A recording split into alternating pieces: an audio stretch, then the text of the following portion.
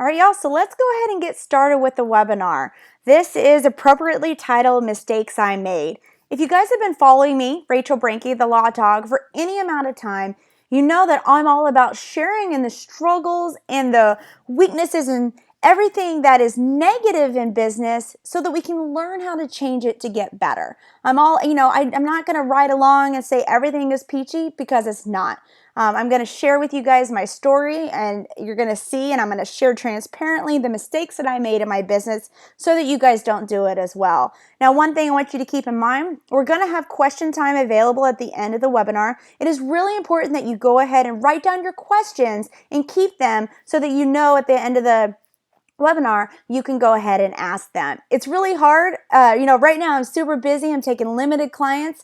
And so this is your time to get one-on-one responses from me. So please listen, write them down so you don't forget. You can write them in the chat room, but it may go quickly. So just always try to write it on a piece of paper so that you can type it in at the end and we can get them answered for you. Again, my name is Rachel Branke, and this is the mistakes I made. So let's go ahead and get started. And I cannot obviously discuss this without telling you my story and who I am. Many of you already know who I am. My name is Rachel Branke. I am TheLawTog. I am a lawyer and a photographer, amongst many other things as well. I'm going to share a little bit of my background and my story so you can understand where I'm coming from. The mistakes that I'm going to share with you are mistakes I've made from the beginning all the way up until now. It is a learning process. You are always going to be making mistakes. This webinar is not going to cure that for you. You're just going to be able to hear things that I did so that you won't do them either. Everything that you could do to make it as easy as possible is best, right? I haven't done a webinar for a couple of years, so I'm super excited and nervous to share and get transparent with y'all. But you know what? I'm okay sharing the mistakes now. A little nervous, but I'm okay with it because I have changed it. I have changed things that I have identified as mistakes so they become strengths for my businesses. So now I'm going to pass it along to you guys. But my story, I actually started as a business consultant out of undergrad. I was helping small businesses. I've always known that is something that I've wanted to do. Being a small business owner and being my own boss has always been important. Even when I was in grade school and the teachers would write on the report cards, Rachel has a strong personality and she likes to communicate and is a social butterfly. Those were the negatives then that teachers identified, and those are strengths for me now. So if you're one of those, we are kindred spirits, totally can identify. But I started as a business consultant wanting to help people. I then got my MBA, and I was still going along doing that, but I really wasn't sure exactly where I wanted to narrow my focus. I was like, well, I really enjoy the law, always have wanted to be a lawyer. Let me go to law school because I can still help small businesses by going to law school and being a lawyer. Well, when it was time for law school, we already had one kid. We have 5 now. We only had 1 at the time.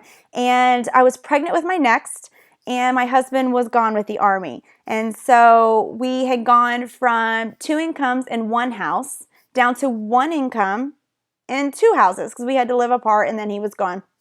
And it was very hard financially, and I was already doing photography, enjoying it a lot, and I was becoming, I hate to say this, I'm going to be humble, but I was becoming very well able to produce a consistent product for my clients. And so I decided, well, hey, I can't take on the consulting business right now with law school and the kids being so much, but I can do photography as well. It's something that also gave me a creative outlet because being a lawyer, it's 2 different sides of the brain, and I kind of felt like I was too heavy on one side. I was kind of lopsided with my head. And so by being a photographer, I was able to supplement the income we needed, and I was able to grow my photography business. We currently have 1 studio outside of Washington, D.C., opening another one this summer. Super excited, absolutely love it. So I am bringing to you guys this information, that mistakes I made as a photographer. But when I opened up shop and doing all this, it was a crash course. It seriously was like education by fire hose of experience and education that I was seeking out, and I had to learn and react quickly, especially since we ended up moving the business a couple times after that due to the Army. And I made mistakes, and there's mistakes that I shouldn't have made, but I did, and that's why we're here. You guys are getting the benefit of the growing pains, and to me, that makes it worth it for you guys to learn all about it. All right, if you are not already following me, here are some ways to get in contact with me. We've got the email, the website, TheLawTog.com, and at Rachel Branke, and as well as Rachel Branke on Facebook. So that way, if you guys have to jump out for whatever reason, you can still come back and get resources later on, but I want to dig right in. But before I do that, in true lawyer fashion, I have to say I'm going to talk a little bit about legal stuff that I didn't know at the time, or that I was remiss in knowing, and that's not an excuse, as you're going to see, but I want to say I am a lawyer, but I'm not your lawyer yet. So everything that I'm going to tell you guys is all for educational purposes and from experience. Always consult your local attorney, disclaimer, disclaimer. And so that, I just have to put that out for you guys. Let's go ahead and dig in with the mistakes I made. I already just gave you guys the backstory of what was going on. I mean, it seriously was trying to learn the business, marketing, everything at one time, and I didn't have time to mess around. I seriously had to get going because we needed the funds. And that's me being transparent right out there with you guys. So let's jump right into the mistakes that I made. How did I get here? The mistakes that I made me sit. I remember sitting in my room, and this is when it all came to a head. I was making mistakes, wondering how I even got to that point. I was like, what was wrong with me? I was not able to do this, but I was helping other business owners. What was wrong with me that I physically couldn't get my stuff together? I distinctly remember I was sitting at my desk. My son and my daughter were asleep. My daughter was newborn. My husband was gone. And I remember just looking at the pages in front of me, and I don't cry very often. I'm a very go get 'em, just get it done type of person. And next thing I know, I'm just bawling my eyes out, my head in my hands, going, how did I get here? How did I get here? I was spending hours in the library when I was at school, coming home, being with the kids. It was really important for me then. It's really important for me now to compartmentalize family time from business time as much as possible. And so and that was more important for me to have family time in the evenings. I wouldn't be studying. I wouldn't be working on the business within reason. I still had to shoot and meet with clients. But I just was like, it is like 12 or 1 o'clock, and I still have like 6 more hours of work, and I've got to get up in 6 hours. How did I get here? How did I allow myself to get to this point that I was so stressed out? Husband being deployed was bad enough. Law school in itself is bad enough. Being a mom is stressful enough. But running a business on top of that, I really thought I had gone batshit crazy. Sorry for my language. I really thought I had gone crazy, and I just need to get rid of it. And how did I get here? So I pulled out a piece of paper and I identified, what are my biggest pain points right now? What if I could get done within the next 2 hours so I could at least get like 3 to 4 hours of sleep? What could I identify that would take a load off my back, get these tears off my face, and get me going? And that is what I actually want you guys to do. Once this webinar is done and everything, I want you to sit down in a room, quiet, nothing, including your phone, including Facebook, nothing, with a piece of paper and a pencil, and think, how did I get here? Because you're obviously listening to this because there's pain points in your business. Like I said at the very beginning, we all have pain points. It doesn't matter if you're at the starting line or you've been doing this race for 5, 10, 20 years, there's always pain points. Figure out how you got there. Is it because you need to take personal responsibility? And that's what I did. When I looked at that list of stuff, asking my question with my head in my hands, with the tears streaming down my face, just going, how did I get here? How did I get here? I realized that it was me. I was in my way. These are the things I needed to identify, and these are the mistakes I was making. Then I resolved to not make them anymore. It was time for a plan of action. It is so easy in business for us to just coast along. And as you guys well know, if you're on this webinar, you see it. There's all sorts of education out there. It's coming in from all sides, and you're just so overwhelmed and everything's being poured on you. You need to focus. And this is what is going to focus. This list that you're going to create. You're going to take and write down the pain points. And then you're going to go, how can I prioritize this? And I kind of already did this in email recently, if you're on my email list. If you're not, head over to TheLawTog.com, and there's a form on the front page. But write down the pain points. If you guys have already done that, good. Grab it, and then the next step was to prioritize them. Which would make me feel the best? What can I get done now and get it off my plate? All right, so I've really hashed that, but it's really important because it's easy for you guys to log on to these webinars, to be processing images, to be doing this, to be doing that, to be coasting through social media while you listen. You're not going to learn. I want this to be an actual written exercise. And how I'm talking to you guys is exactly how I walk through with my online students with Biz Revamp and Marketing Madness, and even my consulting clients. I pretty much always answer with, have you made a list? Or ask a further question in response. And that's what you have to ask yourself, how did I get here? With those pain points and prioritize them. So you guys are going to have homework when we're done. All right, whew. I just got all passionate and excited about that. So let's move into the mistakes. The first major mistake was avoiding the right thing. And the reason I said avoiding is because it's not necessarily that I was completely avoiding doing it, but I was avoiding understanding what the right things to do. And I already, as a lawyer and an MBA, I understood the business structure formation, understood all of that. But my first mistake was a lack to tax deduction organization. I do want to say if you guys need a little help with this, with the legal and tax situations, Biz Revamp, biz-revamp.com is my online web course that can help with that. We walk through business formation, tax deductions, insurance, retirement, client management. A whole bunch of different things to get yourself going. But I had the knowledge at that time, but I had a lack of tax deduction organization. And this is one of the biggest mistakes in the very beginning, and it was a financial costly mistake. I left money on the table.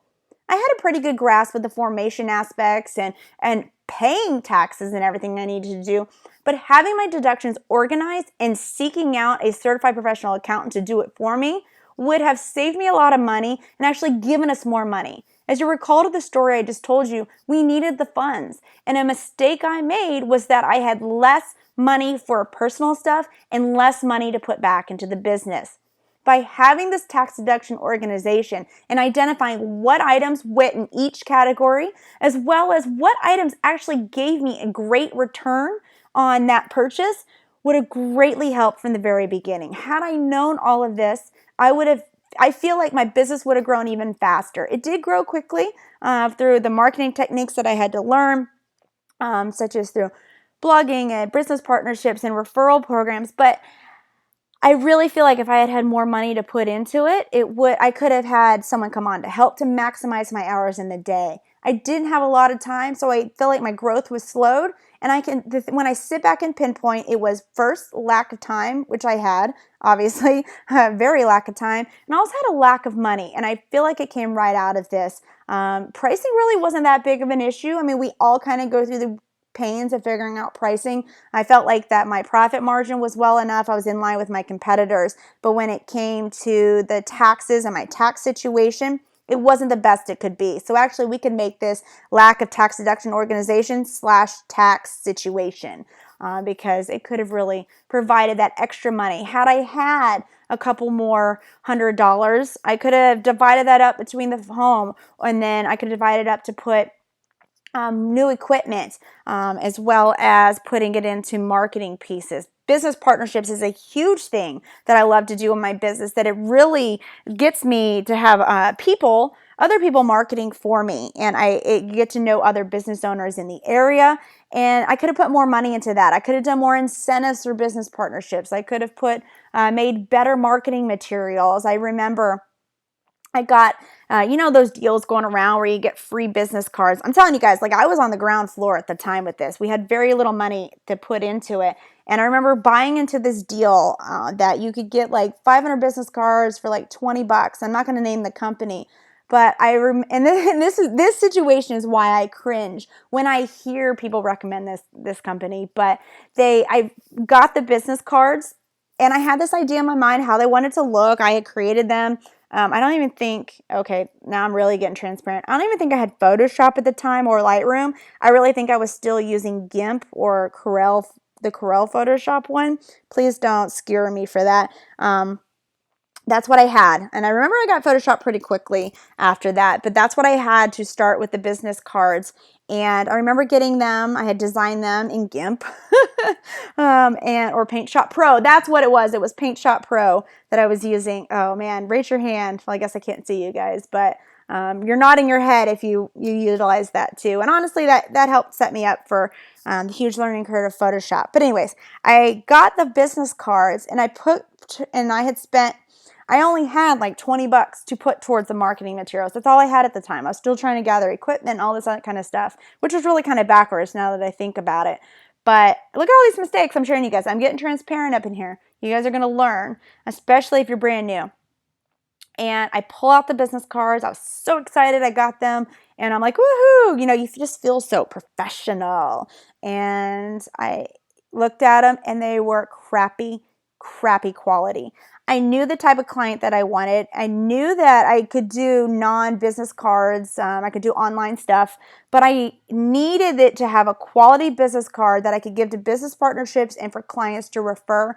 And I blew it. Yeah, $20 doesn't sound like a lot. But for some people it is in your marketing line item. And at the time I had a crappy marketing budget, but I had just wasted this money on a crappy product and I threw it in the trash. I couldn't hand that out to anyone. I actually felt like it was better to not have that than to have those business cards than it was to damage the entire relationship or the potential perception that potential clients would have of me from that business card. And it's funny, I think I even kept one of the cards and I found it recently and I put it on Instagram like last year and I'm just thinking, oh my gosh, how horrendous the logo was. So there you go. There's another mistake. I wish I had hired someone to do a professional logo for branding from the beginning. But all of this in the constraint of money and time, it all points back to that I didn't have my tax structure set up properly. I didn't have the tax deduction organization down. I think back of how much money I left on the table and that I gave to the IRS that I could have received in return. So that's the one thing that I really strongly recommend, that if you guys are looking at a way to maximize the money, it's not always about pricing. It's about cutting out items in your line items of your cost of doing business and your budget, cutting out extras that you don't necessarily need, but also evaluating that tax situation to see if you can get more money. Another thing to look at on this, and I'm not going to go into this too much, I really dig in with this with Biz Revamp, the web course that I host, but had I known at the time to do an LLC with an S-Corp tax election or an LLC with a paycheck, which a CPA could have let me know about, I would have also not been 100% taxed on the 100% of what the business was bringing in on income tax. I would have been able to lower that percentage and it would have helped us. And all that money I'd have been able to put back into the business, the marketing, and the creation of these materials and everything else. So you see that just the lack of tax organization can just creep into all areas of your business. And if you're also looking to plug holes, you feel like your tax situation's in a good place, but you're looking to plug leaking money. When I say plug holes, like leaking money from your budget, go through and look at it and see, what does it do I absolutely need right now? And that's why I say I think it was kind of fun being on the ground floor of the business and having less money, somewhat. Obviously, I just told you guys how hard it was for different things, but I felt like by having a little amount, I had to make the max amount of what I had. And so look at your line items and everything you guys have got going on in your budget and scratch out things that are not really giving you a good return that you're wasting money on. Subscriptions that are out there. Filters, actions, extra lenses, all this sort of stuff that you don't need. And even now, I'm how many years into business and I'm doing a clean house in the studio. I told my husband, I said, if it has not been touched in 6 months and we don't have a project coming up in the next 3 months, I'm selling the item. I'm selling the lens, I'm selling the body, the light, whatever it is. I'm getting rid of it so that I can put the money back into other areas of the business, such as marketing and those business partnerships, so that I can send those business partnerships that refer me a thank you, a better thank you than just a handwritten card, which is better than nothing, but I can send cookies or something like that, and I can move the money around. So that was the first mistake under legal and tax situations. You guys can see there's a whole bunch of mistakes and a whole bunch of benefits by getting that knowledge under your belt and what you can do to help maximize the money, which then can be funneled into also time because you can hire someone to help you in your business as well. So I just talked to you guys a little bit about like savings line item. Well, the next mistake under the legal and tax situations is kind of failing to have a savings line item. This is for your sales taxes, your income taxes, and just having one for rainy day. Now, I want you guys to listen closely. No matter how little money you are making, you need to have a line item in your cost of doing business for savings. Okay?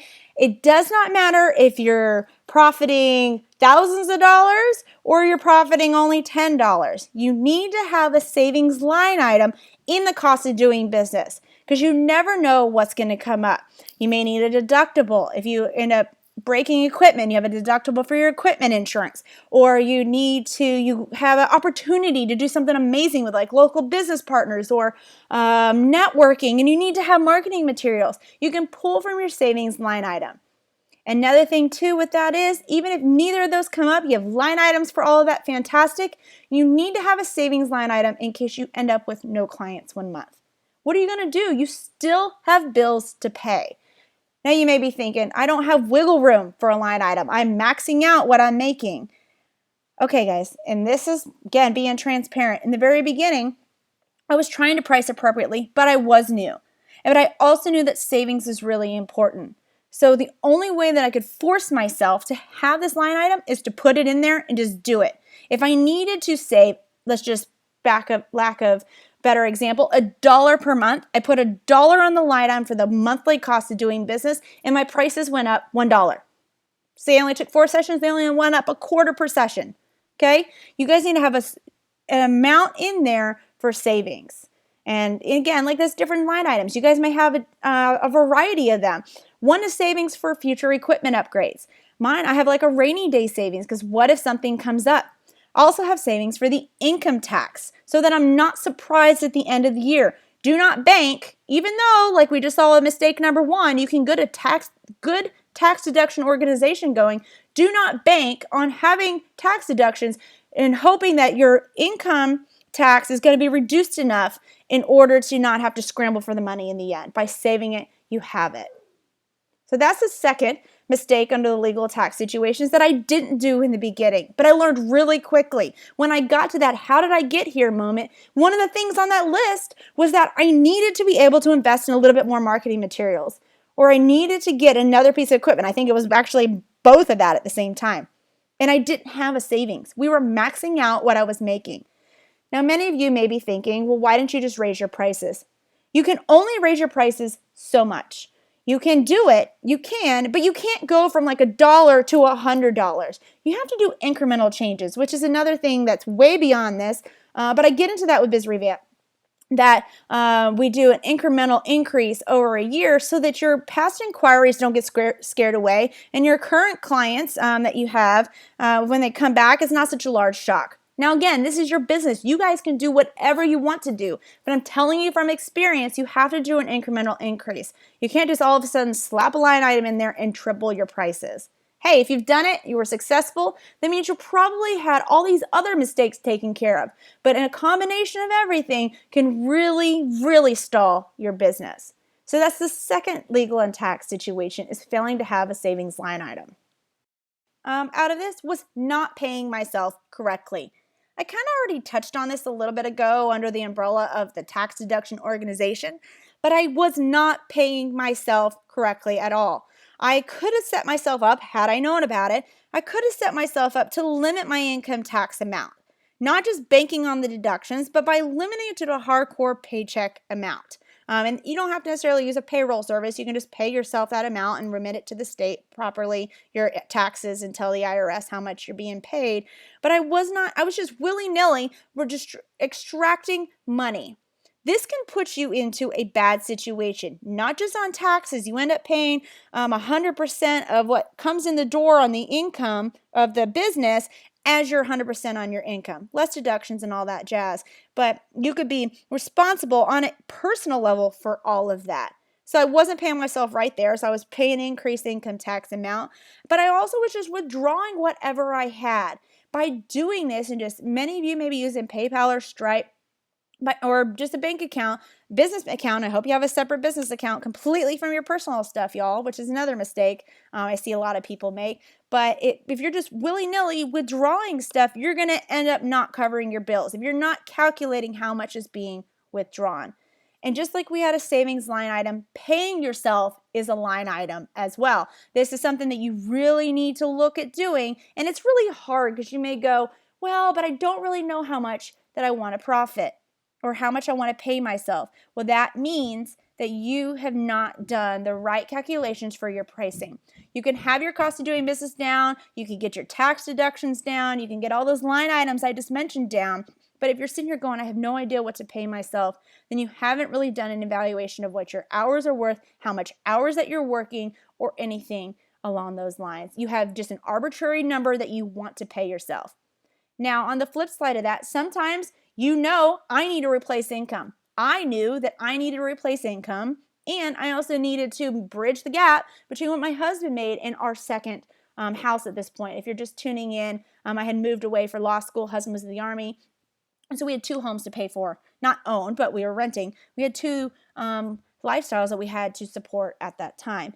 And so for me, it was a little bit easier that I was able to say, I know that we need this much amount. So that is how much I identified in my cost of doing business of what I need to pay myself. Right there, boom. If you don't really have a level of what you need it to be, you need to get more scientific in figuring out the financial of how many hours you're working. And everyone needs to do this no matter your situation, but how many hours you're working per client, and balance that with all of the other bills and such that you need to pay for your pricing to even develop an appropriate pricing at all. So that's the legal and tax situations. If you guys have any questions about those, make sure you jot it down. We're going to get back to that at the end of the webinar. Another major pain point that I had, and I see a lot of people do this and they don't realize it, it's getting out of your own way and getting unstuck from the busy. A big mistake was getting stuck in the busy of business. And that is not, this actually, probably but more than any of the other mistakes here, this was probably the one that had hindered my growth the most. Now, I did fantastic. Once I really got the marketing going and I figured all these mistakes, I grew 2 times the first year, 4 times the next year, and I was able to keep going, and the growth has continued. But it wasn't until I got unstuck from the busy that is so easy to get sucked into in business. So let's look at these. So if you're stuck in the busy, my very first tip is to get an administrative day. And we can branch this out a little bit more into admin times during the week as well. But getting an administrative day every month will help alleviate a lot. Let me give you a perfect example, okay? For an admin day, you're probably thinking, oh, that's all business stuff, right? That's all like the taxes and submitting of forms and everything that I need to do, updating budget. But it's also for your marketing stuff, y'all. Your blogging is super critical for online presence. Your social media is super important. My admin days, I have one that's business and one that's marketing. For my first 2 days of the month are committed to different admin tasks that I need to do.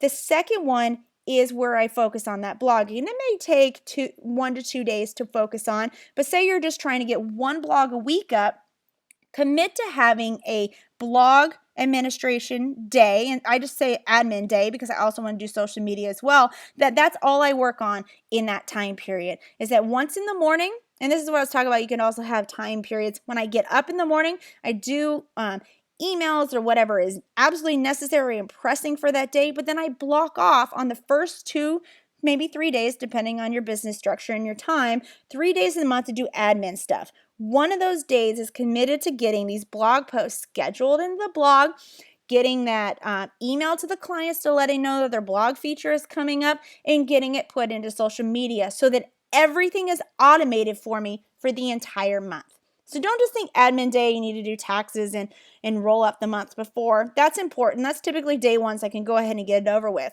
But it's also the next day of doing the marketing stuff. That's also when I'll do follow-ups with all my business partners that I have going on, follow-ups with clients so that I can encourage them to refer me, do all my social media updates, and all of my blogging schedules as well. The reason for this and having this day is that if you wait to do these tasks when you have quote unquote time, you're not going to have time. You're going to end up spending your day stuck in the busy of business and not doing things that actually grow your business. So the example that I just gave a minute ago, like the blogging and reaching out to clients and to reaching out to business partnerships, if I do all of that, say on day 2 of the month, I am able to then allow myself through the rest of the month be able to commit time to following up to comments on blog posts, responding personally to social media posts, to working with new clients, and all those frees up my time immensely. And I automatically put this on my calendar that I am not going to shoot, and obviously you guys can change it, you're the business owners,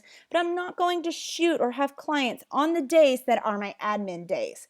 The same thing for this. On the business day, I'm able to evaluate how many sessions did I have last month?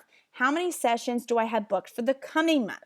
It also allows me to go ahead and look forward and see, okay, I know I need to make 4 sessions a month in order to make the profit and everything that I want to make and to cover all my costs of doing business. But say on the first of the month you only have 2 booked, you cannot wait until the 20th or 25th of the month to all of a sudden try to get a call out there to get people in the door. You would need to start at the beginning of the month on that admin day. And by having a pulse on what is going on in the business, you can also make changes and get pushed out there and reach out to specific past inquiries in order to get them in the door. So you see that the admin days will take you out of the busy. I'm not a fan of admin days. Many times when I wake up and I go, oh, it's the first, because I know I got to get my tax reports together to send to the CPA. But when I'm doing that, I also can update my spreadsheet and look at what were my costs last month, so I can plug holes like we talked about a second ago. If there's some subscription or something going on that I'm not using, don't necessarily need. And if I have any changes, if I know that I want to go to a conference and I saw it come up in my feed on that admin day, when I'm looking at my budget, I can go ahead and put a line item in there. And it narrows everything down, because if you spread it out over the month, it's going to feel like all you do is busy stuff and none of the fun shooting stuff. So get an administrative day. I do it on the 1st and 2nd because it coincides with having to pay my employees and sending stuff to the CPA as well. And it gets me done for the calendar month. Here's a good little marketing tip for you guys as well. If you set your blog post up like that in order to schedule for the month and for them to post, like, say, 1 or 2 a week, on that admin day when I'm doing marketing, I can go back and repin from Pinterest instead of having to go in each week and remembering to pin. On that admin day, I just go to the blog and I open them all and I pin them all for the month before and get them onto my pin boards. For me, I've identified in marketing way beyond, we can't get into all of that right now, but I've identified that my clients are there on Pinterest. And so that is one of my key admin tasks that I need to do. So get an administrative day to get yourself out of the busy. Ooh, this other one to getting you out of the busy is to limit the number of shoots per month. Now listen to me on this, y'all. This is all going to tie into your pricing and your personal situation. But in the beginning, and it's easy because you're driven by fear of failing and such and just needing to get the word out there. But in the beginning, I was shooting as much as possible, which is great because it was learning. I was getting my face in front of people and my photographs out there. But it was starting, if you recall at the beginning of the webinar, I said that I really want to compartmentalize time between family and home. My whole calendar is set up, structured just like this. Within reason, it's a little flexible if I have a client that only can shoot during a certain time, but I have family time scheduled out. By not limiting the number of shoots per month, I was finding that I was creeping into family time. I felt like I was busy all the time. I was shooting too much. It was beyond what I needed to be, of course, which also can be a reflection of pricing as well. But in this case, I just wanted to get as many clients in the door. And it started to creep into other areas of my business. And so I was spending so much time shooting, editing, sales sessions, and delivering and doing all of that in the small amount of time that I had that I wasn't dedicating to marketing. It started to fall off. And I didn't have the money to pick up for a big marketing campaign, remember? And so it was important to keep the marketing ball rolling. And by limiting the number of shoots, which is also can be done by identifying how much is your time worth per hour, how much time do you actually have to physically shoot, you can also see exactly how many shoots you can take per month or want to take. Another way that makes it a little bit more concrete is we only have a certain amount of time, right? And by limiting the number of shoots or figuring out how to limit the number of shoots, consider this. When you have a shoot, and we all know this, I know all you guys have read my blogs and heard all this before, and you've heard it from other people, so you're not just shooting, you've got all the other things going on, communications, processing, sales, whatever. The second that I book a shoot or a client for, even if it's on my legal side, I automatically put the shoot time on the calendar, but I also put the processing time on the calendar and a follow-up time as well, because it's so easy if you're just putting the shoot on there and you don't put anything else and you start taking too many, you're not limiting the number, all of a sudden you go, crap, it's 3 a.m. and I'm having to edit images because I don't have enough time. I didn't manage my schedule appropriately. And so that kind of how it all can creep into each other. But you do want to limit the number of shoots per month, which is super easy. Actually, don't even call it limiting number. Make it a goal number. Just like we talked about with the admin day. You can do an assessment to see how many more shoots do I need per month. And you can have that goal number to help keep yourself in there and rein you in. Because I'm going to tell you guys right now, it is not worth being in business if you are not spending time with family. I'm a big family person, as y'all have seen, Instagram, Twitter, whatever. My kids are there. I am one of those moms, sorry, hey, but it is me. And that is why I'm a business owner in the first place. As cliche as it is true. And if I'm not limiting, I'm not having goals, and I'm creeping into family time, I'm just busy and I'm not running a business. All right, so let's go on to the next mistake for this. Getting rid of what I don't need to do. This is very hard, very hard. Stick with me here. I didn't want to use the term outsource because people start clicking away because they've heard about this before. This is a mistake that I have made up until recently. So yes, I've been in business for how long? And this is a mistake that has taken me. It's because I could not get out of my own way. So I'm getting transparent. I'm getting vulnerable. I feel naked right now sharing this with you guys. As entrepreneurs, and I am definitely one of these, we have a do-it-yourself type attitude. We want to do everything. And many times, like in my situation, I didn't have the money to hire anybody to do anything. But even once I started making the money, even once I had the line item, because I knew I wanted to hire someone, I still couldn't pull the trigger to release some of the control. It is very important to identify. Look at that pain point list that you guys did at the very beginning of the webinar. Were some of those pain points something that somebody else can do? That is really important. This is something I have to tell myself every day, even as of this morning before doing this webinar with y'all. I was doing something and I was like, I just wasted how many hours doing that? And I could have paid somebody and I could have had a shoot during that time and I would have come out ahead. And it's stupid. It was being busy instead of running a business. So getting rid of what you don't need to do. Of course, the first thing we eliminate is social media during business hours. That'll maximize a lot of time because let me tell you, as funny as that cat on the Roomba video is, and I laugh now thinking about it, it's getting rid of the time sucks like that, but identifying things that you absolutely cannot do. Some of you may be thinking, well, I'm just in business. I'm like you in the beginning. I didn't have a lot of money, but my time is limited. This is where you really, really need to hone and look. Can I get help? Help is out there, y'all. I can't even explain to you how many people are in situations where they need financial help. There's individuals that are at home because they're with children or disabled spouses and they cannot leave and they want to be able to work. They can work from the computer. They can help you. And it can be for as little amount as you can pay. They are there. And so you just need to look and identify the pain points of what is putting you at 2 a.m. crying into your hands thinking, I got to be up soon. And those things that go on that list are the things that you need to either fix from these other mistakes I've shared with you, or you get rid of what you don't need to do.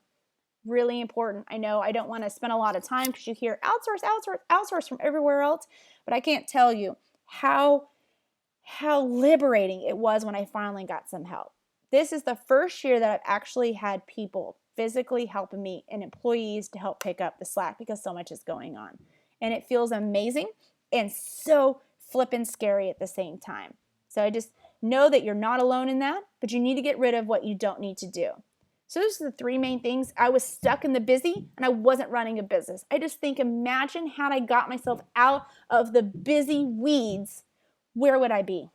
How quicker would I have gotten there? Would we have had more financial freedom because I would have freed up my time and followed these steps that I just shared with you? What if? I mean, you can't change it now, but that's why I'm here to share it with you guys so you can get, so you're not stuck in the busy. Don't make that same mistake as I did. And the last mistake is not knowing my limits. Like I just said a minute ago, it's hard for us to get out of our own way. We want to do everything, but not knowing our limits. When we are entrepreneurs and business owners and we have this passion to go for it, and we are doing it and we're rocking it out and we're learning, like you guys are here, like amen for that. Like applaud that you guys, whoo, I feel like I'm getting into church here, y'all.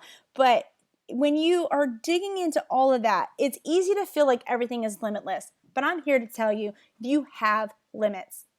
Take, for example, we all only have 24 hours in the day. We have time limits. You have to sleep. You have to eat. You have to bathe yourself, I hope. You have limits on your time. So know that you have limits, and let's dig into this from the mistakes that I made of when I did not know or did not identify my limits at all. Like I talked about a little bit ago, too much client work. Too much.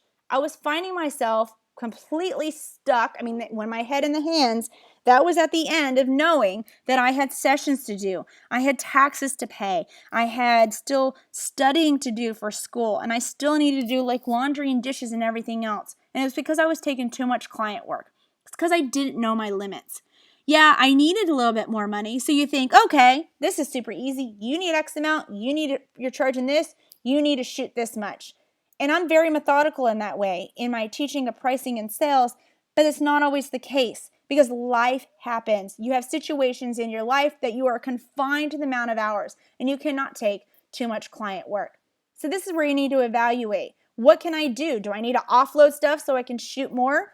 Or do I need to reduce the amount of clients I'm taking, increase prices, or keep prices the same? Or do I need to maximize my budget somehow?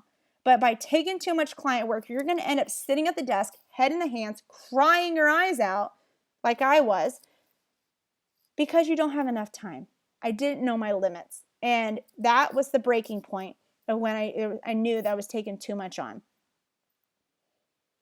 Another thing is business partnerships. This is the whole infamous just say no thing.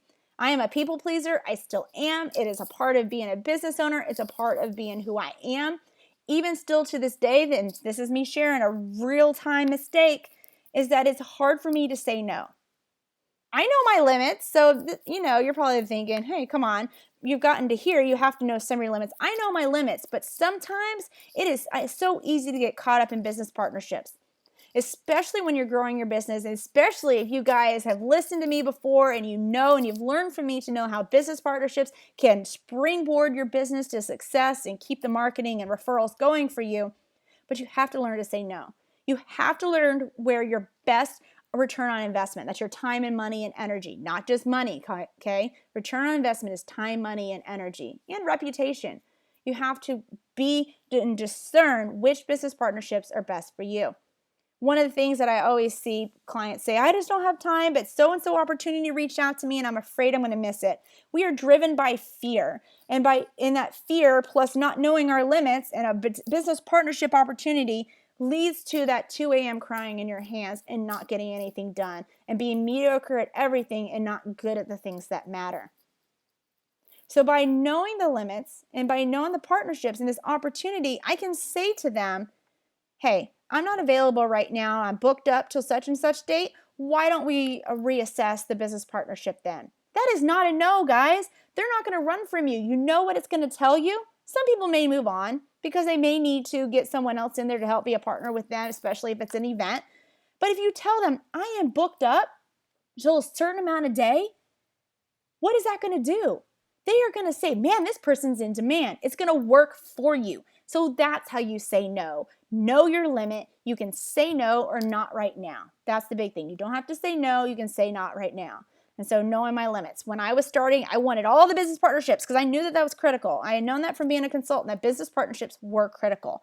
And so I gathered all these businesses that I could, and then I felt like I was half-assing all the partnerships, and it wasn't doing us any good. Knowing your limit, putting it into your time, to just balancing with it too much client work, getting that limit into your head and sticking to it.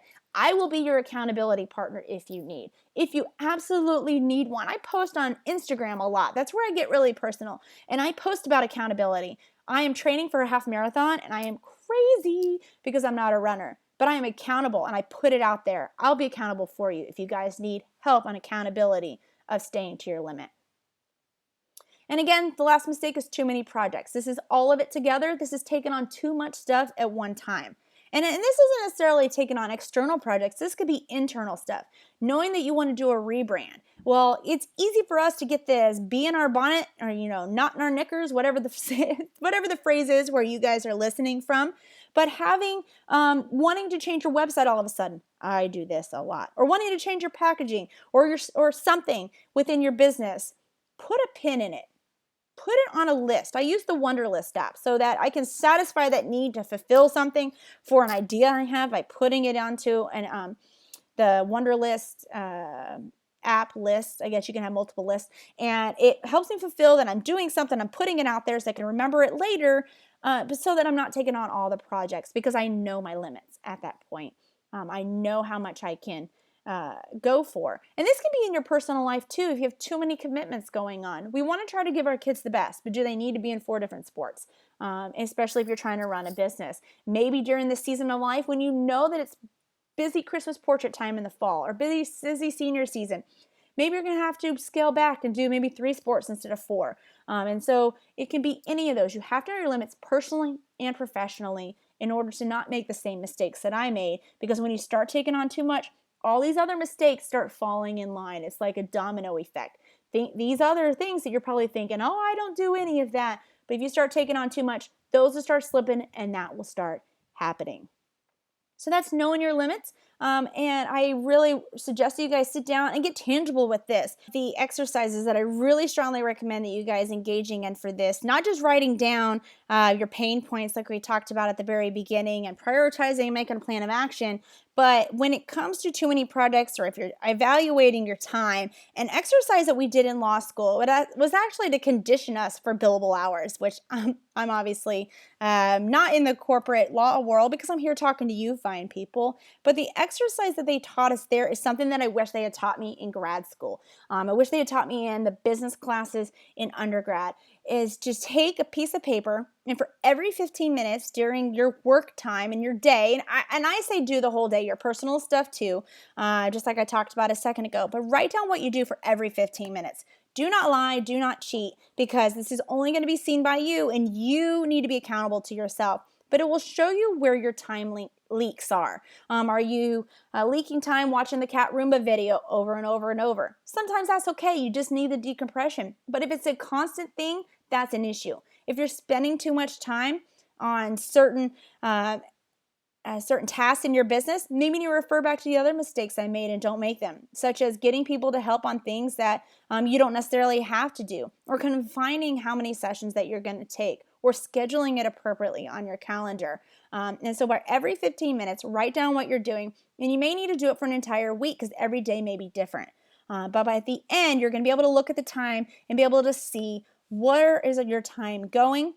It's going to help you make more money, which we all want to make more money in the end, right? It's also going to maximize your time because you're going to start being able to cut out things that are not beneficial for you personally and professionally. I really strongly recommend that you guys do this. In fact, turn to whoever's in the room with you right now. If you're at the studio and you've got your business partners or employees, or if you're at home and you have your spouse or your kids sitting right there, turn to them and say, I'm going to do Rachel's exercise. I am going to write down my times for every 15 minutes for a day. I want you guys to do this and commit to it.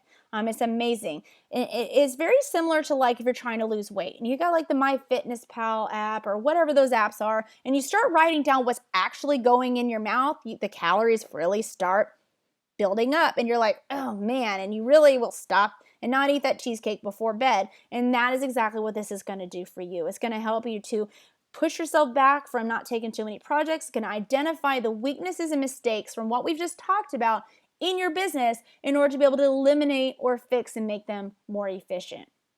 So that's knowing your limits, and don't make the mistake I did in trying to take it all. It's super easy to get wrapped up into that. You feel that rush of adrenaline.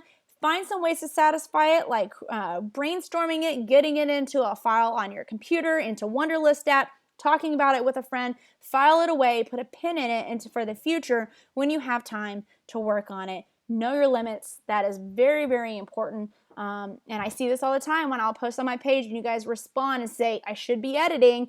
If you're not editing and you're seeing my post, then you don't know your limits. You need to have a limit. Now, I do want you guys to engage with me, but that's just an example. And I see it on the weekends. I see it in the evenings, which may be your only time to work.